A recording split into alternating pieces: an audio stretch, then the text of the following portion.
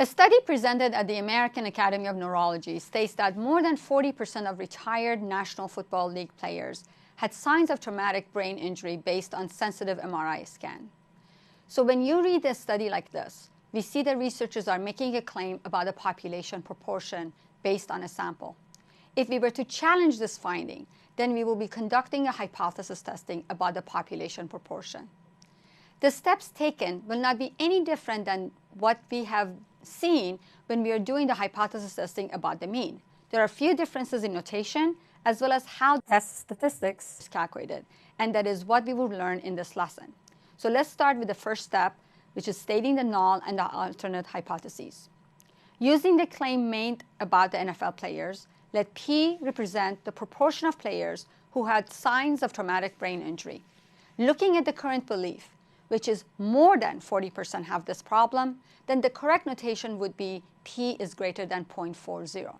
But I can't make this the null hypothesis. Why not? Do you remember? We have to have the equal sign in the null hypothesis.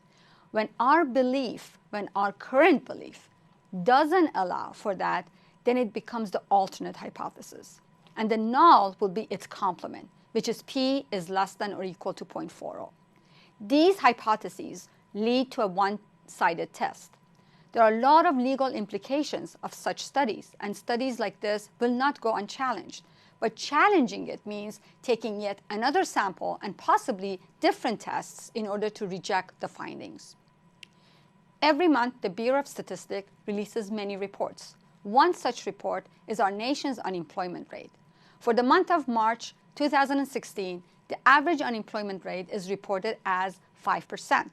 Some economists disagree with how the government reports this number, and they think it's actually worse, meaning that it's higher than what is being reported. Now, let P represent the proportion of unemployed. And government is saying for March it was 5%. The challenge is that the proportion of unemployment is higher. So it's easier to write the alternate hypothesis first, which is P is greater than 5%, and then the null. Once again, these hypotheses lead to a one-sided test.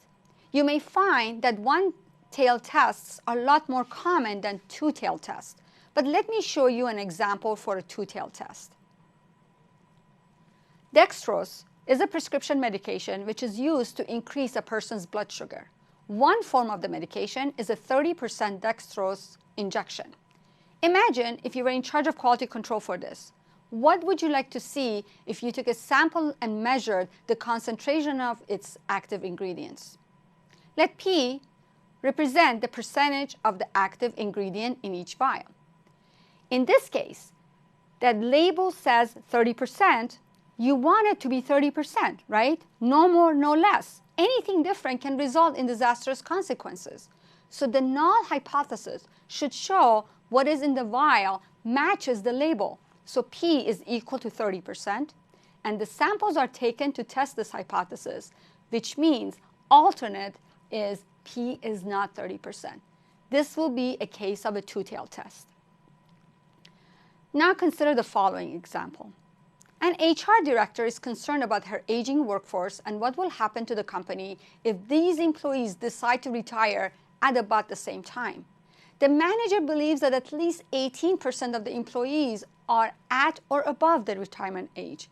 To check the validity of this belief, a sample of 500 employees was examined, which showed the proportion to be 15%. Testing at the 5% level of significance, is the manager right?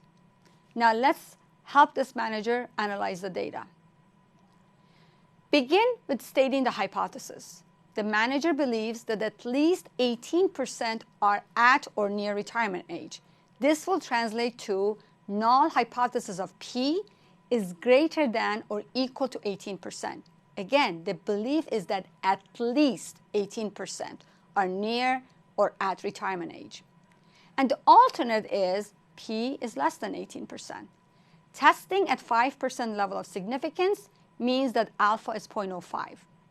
Now we are ready to calculate the p-value for our sample, which tells us what is the chance of getting a sample that differs from the hypothesized proportion by as much as this one if the null hypothesis is true.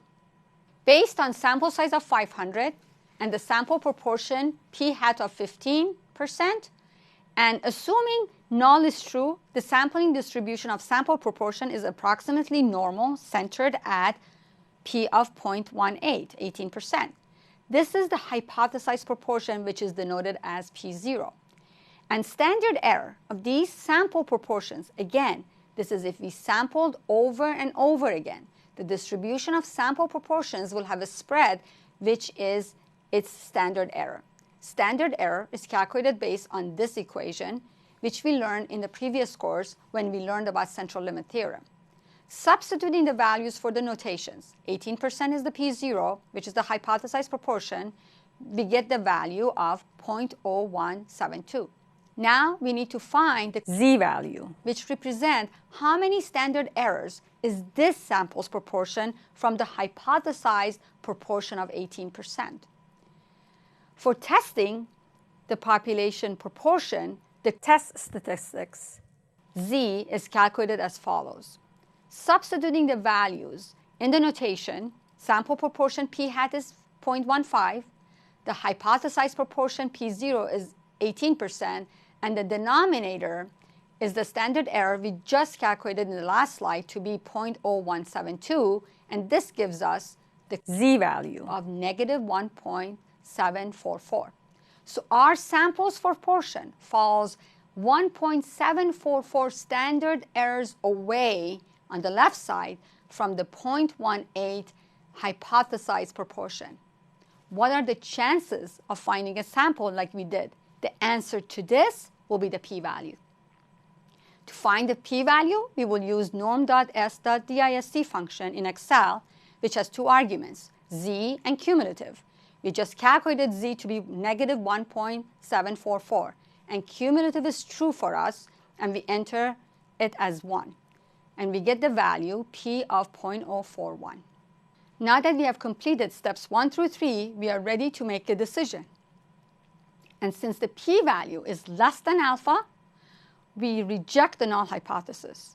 Based on our sample study, we can't support the manager's belief that at least 18% of the employees are at or near retirement age. Now let's practice together. A drug company claims that only 2% of patients suffer any major side effects by taking one of their drugs. You are asked to check the validity of this claim at 1% level of significance. You start by surveying 1,000 patients and find that 26 have reported major side effects. What is your conclusion? Start by stating the hypothesis and the value of alpha. We start by defining P as the proportion of patients who had some side effects. Based on what you see, the claim is that P is 2%. But we are not just interested in saying that it's not. We are interested in knowing if the drug company is lowballing this figure. In another word, we are investigating this to see if the proportion is higher than 2%, which means the alternate to the claim is that P is greater than 2%. Thus, the null is P is less than or equal to 2%, and alpha is 0.01. So now let's move on to finding the p-value.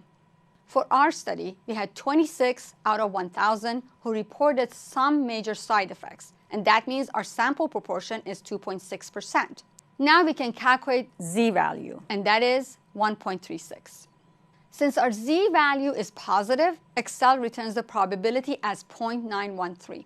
Again, this is the area being returned. We are interested in the area in the tail.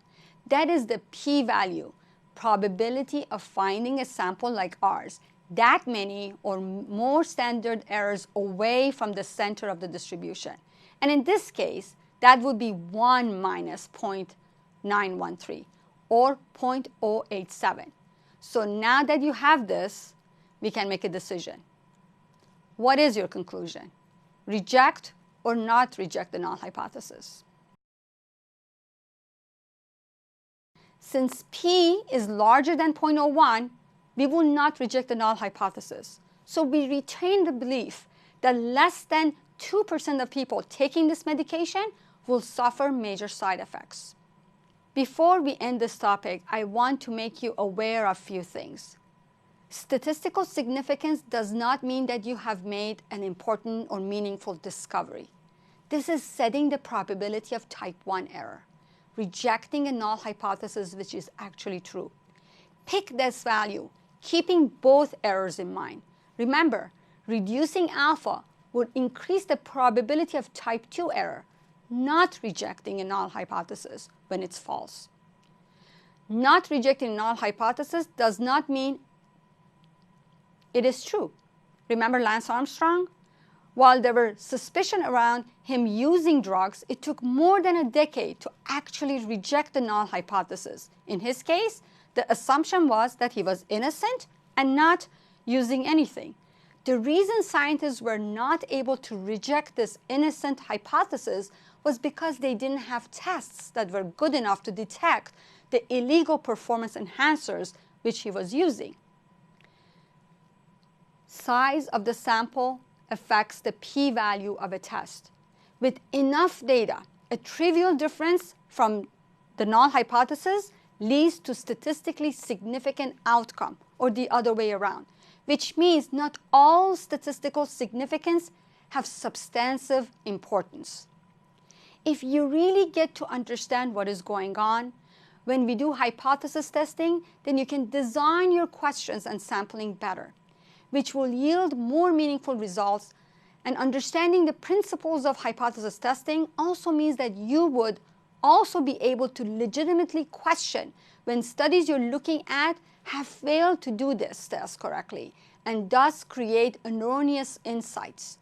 The more you learn on which factors influences the strengths of a statistical methods used, the more likely that you have investigated the right questions and have arrived at the right solution.